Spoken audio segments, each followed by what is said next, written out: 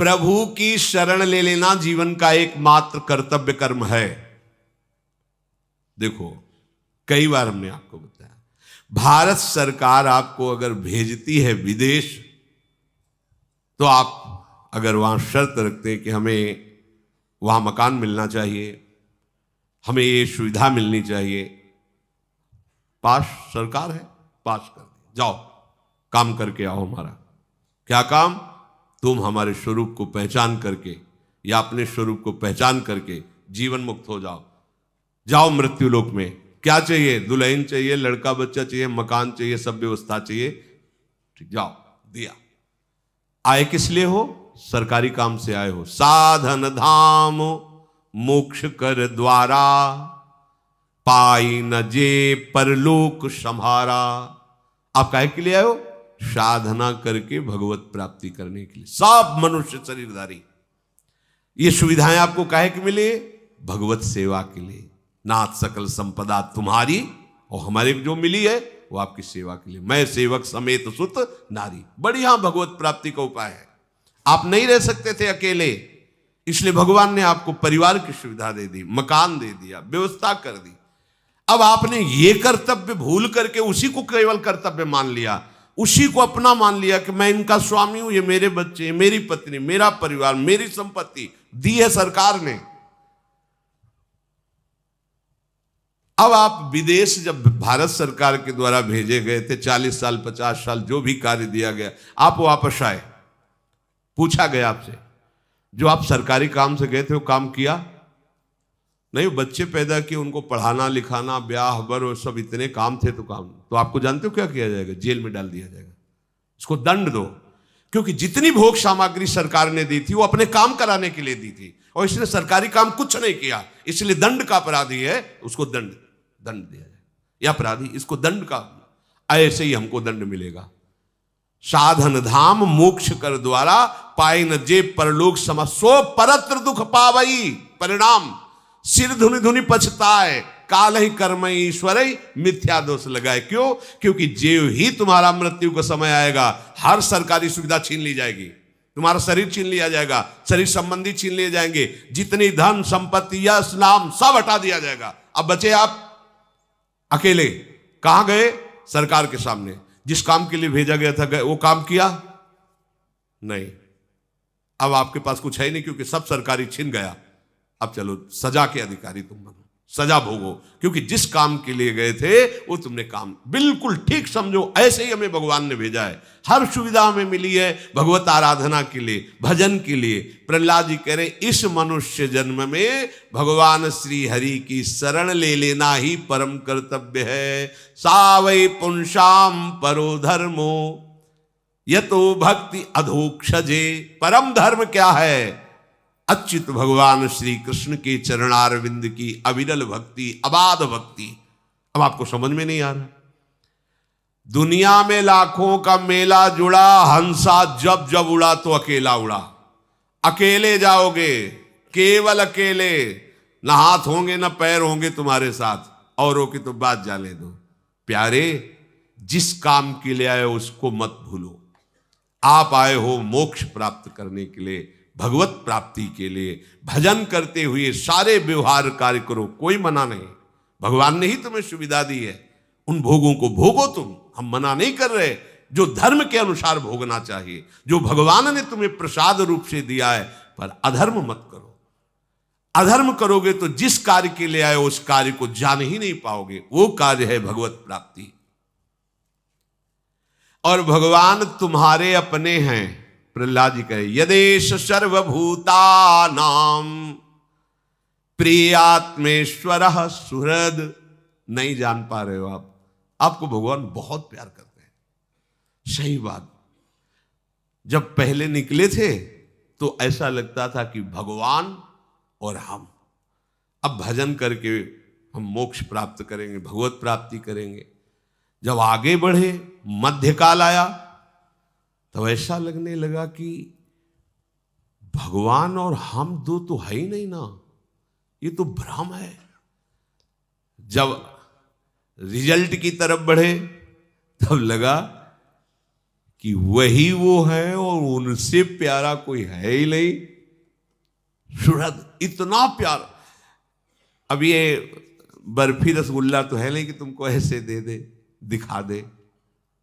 ये सब यंत्र अंदर के जो अनुभव करते हैं, वाणी की सामर्थ्य नहीं बोल सके, नेत्र की सामर्थ्य नहीं कि तुम्हें दिखा सके। भगवान ऐसे नहीं कि कहीं को बैठे हैं कहीं, छिन छिन बिहरत संग। इतने प्यारे हैं, इतने उदार हैं, इतने नजदीक हैं।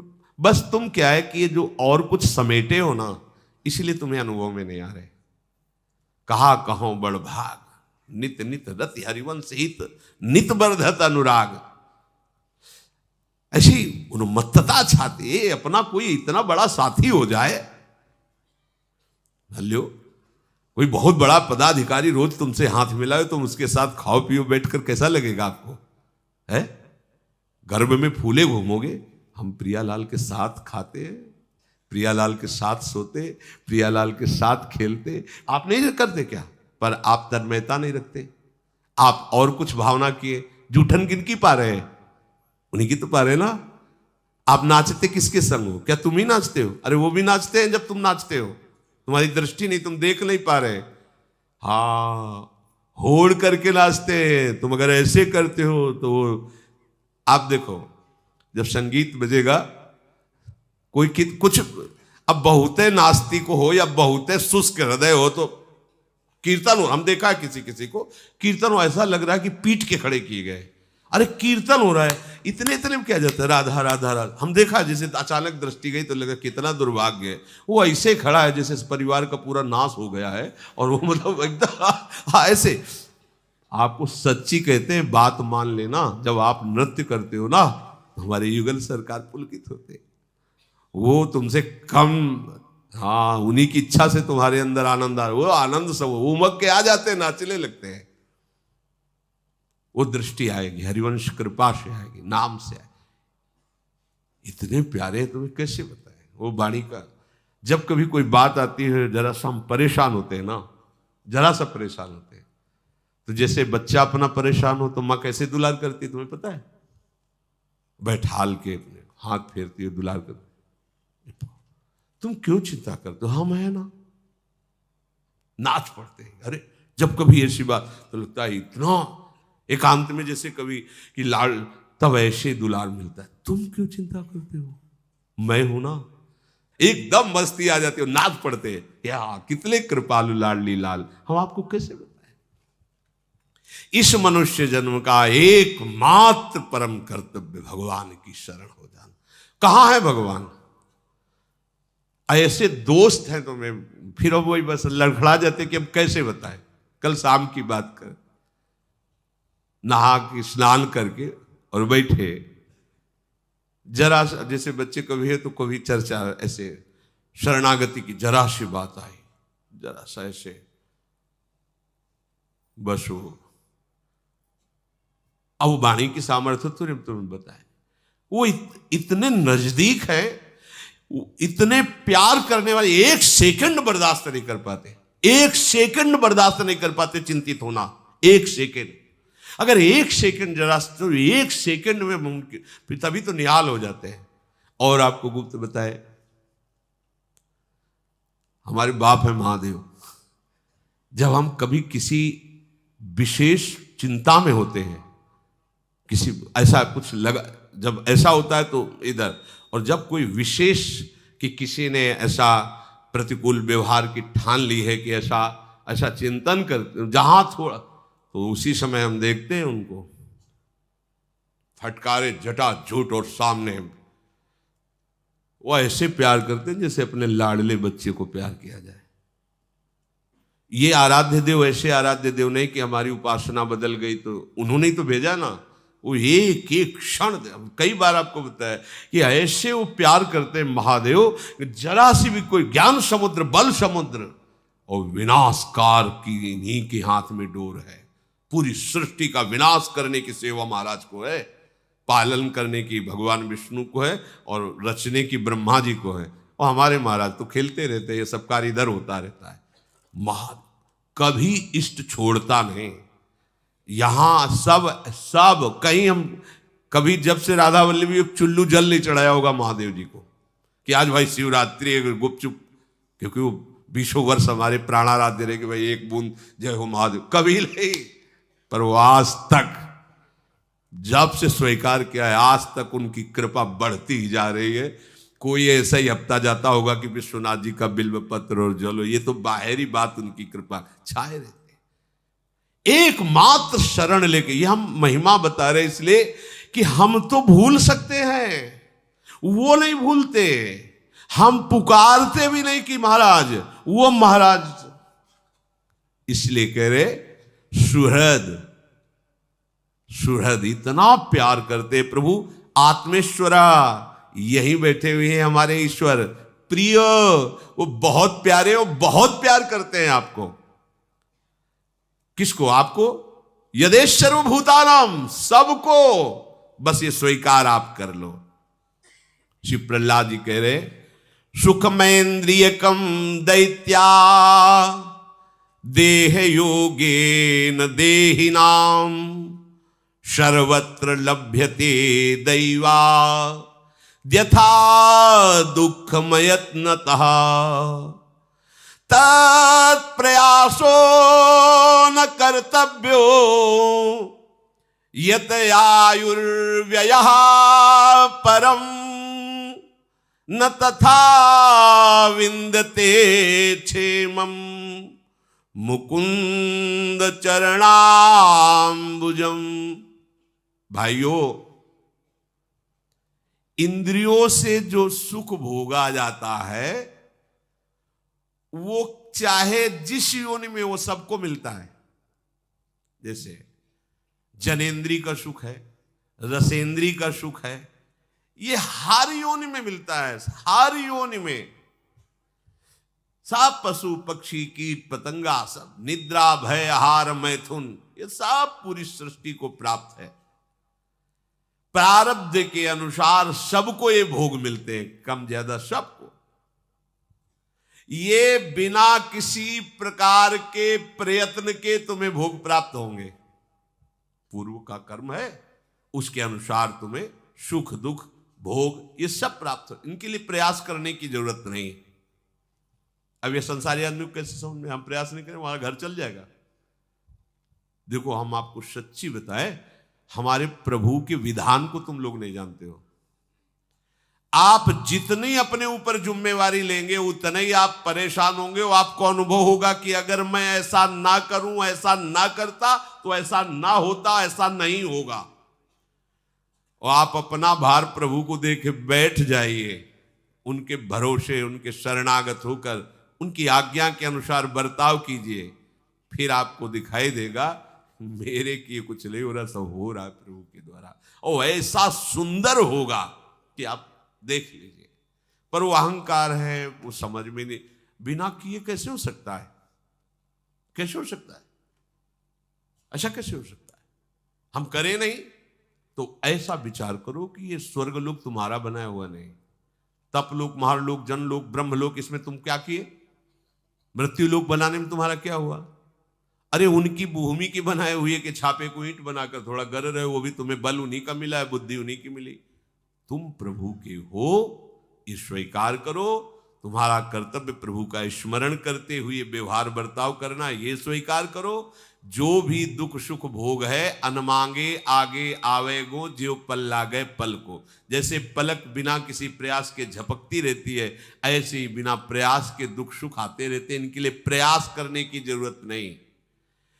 देखो, तुम इसी बात से समझ लो, प्रहलाद जी समझा रहे मित्रों, तुम इसी बात से समझ लो कि कोई भी नहीं चाहता कि मुझे दुख मिले। सब कोई प्रयास करते हैं सुख का, पर सबको दुख भोगना पड़ता है। दुख के लिए कोई प्रयास किया क्या? सबको दुख। ऐसे ही तुम सुख के लिए प्रयास न करो, तुम्हें सुख मिलेगा संसारिक। तो प्रयास किसका करें? भजन करने का। भजन करते हुए तुम व्यापार करो, नौकरी करो, बढ़िया मंगल हो जाएगा। भजन कर नहीं रहे और लौकिक सुख के लिए प्रयास कर रहे हो, कभी सुख नहीं मिलेगा, क्योंकि तुम दुखालय में सुख ढूंढ रहे हो। मूर्खता है। भगवान लिखे दुखालयम अशाश्वतम। इसलिए मेरे प्यारे मित्रों, सांसारिक सुख के उद्देश्य से प्रयत्न करने की कोई आवश्यकता नहीं। ये जानते हो क्यों कह रहे? क्योंकि तुम नाम जप इसीलिए नहीं कर पाते हो कि हमारा कर्तव्य है, इसे में करना है, तो तुम पूरी तन्मयता उसमें दे देते हो। नहीं, नाम जप करते हुए कोई भी कार्य करोगे महामंगल में होगा। अगर नाम जप नहीं चल रहा, जैसे 1 घंटे में आपने 1 लाख रुपया कमाया और एक ने 1 घंटे में 10,000 नाम जप किए, अब दोनों का जोड़ करो। 1 लाख रुपए की भोग सामग्री से तुम भोग इंद्रियों के द्वारा करके जी रहे हो केवल, या बैंक में जमा कर दिया तो दिमाग में केवल वो तुम्हारे रहेगा कि 1 करोड़ रुपया जमा कर लिया हमने 1-1 लाख कमा के, और जब मरोगे तो वहीं जमा रहेगा, कोई दूसरा ही भोग करेगा तुम्हारे काम का। अगर भोग भी कर लिया तो शरीर भी छूटेगा, तो भोग क्या साथ रहेगा। लेकिन उसने 1 घंटे में 10,000 नाम जप किए।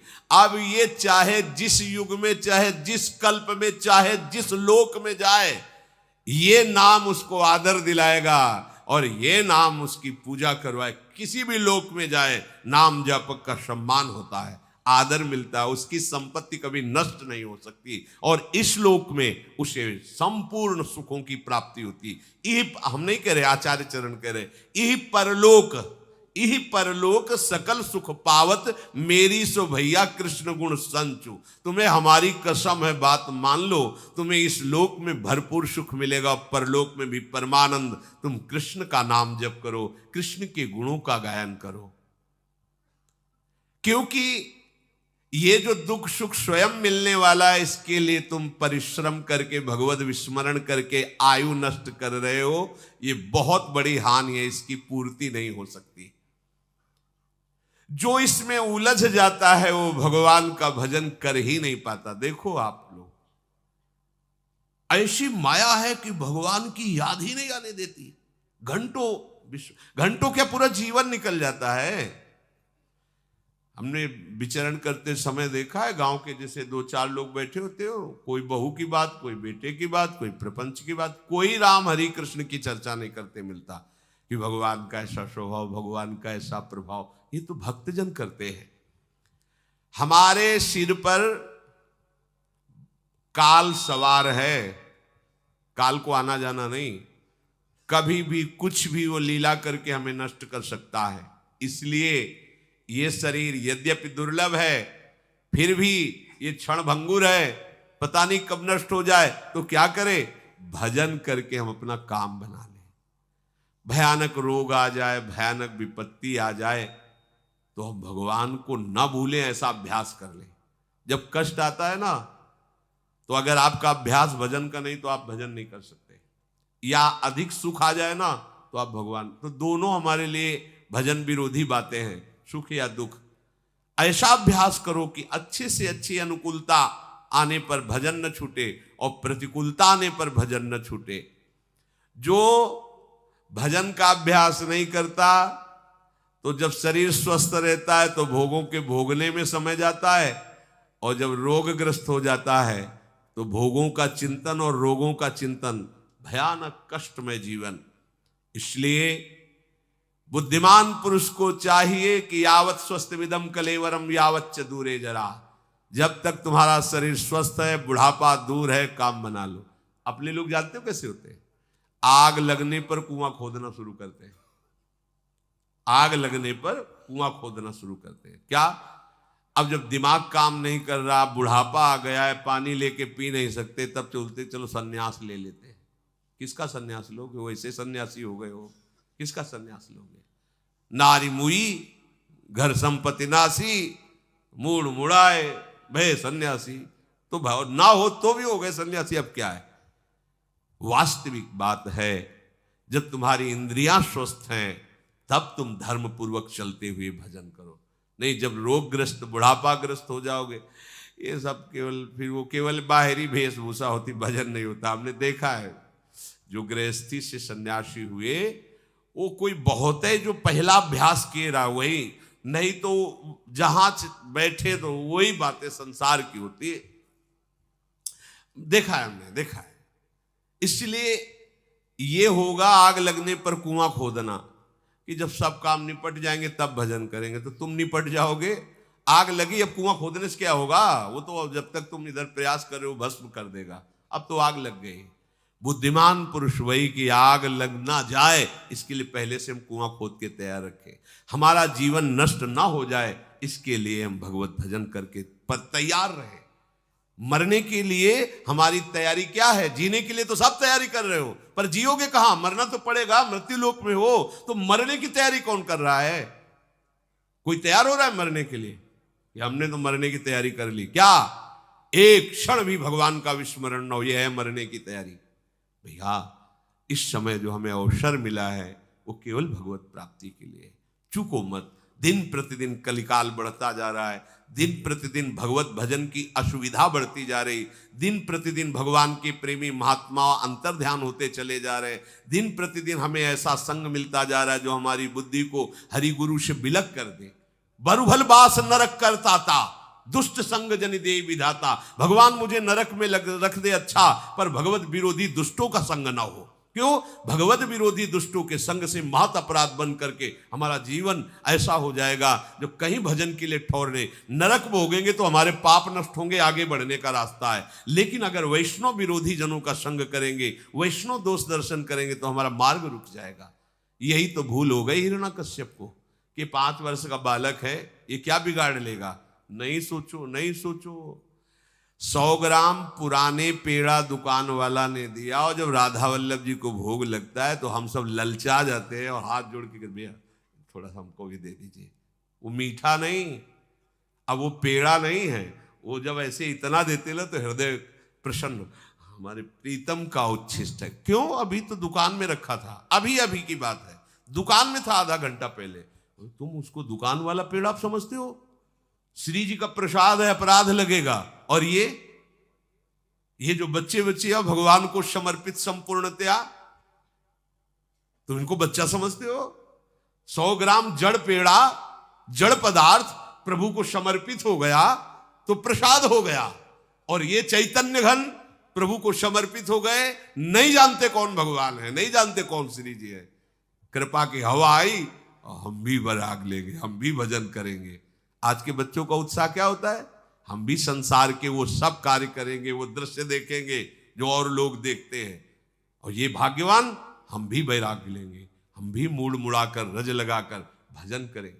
इतने से ही भगवान प्रसन्न हो जाते हैं। वो देख रहे ना मेरी तरफ चल, इनको या कोई भी जीव उनकी अवस्था पर मत जाओ। 16 वर्ष के सुखदेव जी, सहस्त्रों वर्ष के बड़े बड़े ब्रह्म ऋषि सब खड़े हो गए श्री कृष्ण अनुराग में छके हुए। ये समर आज शालिग्राम की श्री विग्रह को विराजमान करो या 10,000 वर्ष पहले का, कोई अंतर होगा क्या? कि ये तो आज विराजमान है, कोई खास बात नहीं। आज विराजमान, आज कंठी बंदी, आज प्रभु का शरणागत हो, हमारा पूजनीय हो गया। प्रभु का शरणागत जन हमारे कहां भाव हैं? कैसे भाव से हम विचर रहे हैं? सावधान, ये मनुष्य जीवन केवल भगवत प्राप्ति के लिए, परम कल्याण के लिए है। हमारा जीवन जैसे जाएगा अंत में वही चिंतन होगा, वही हमारी गति बनेगी। ये ध्यान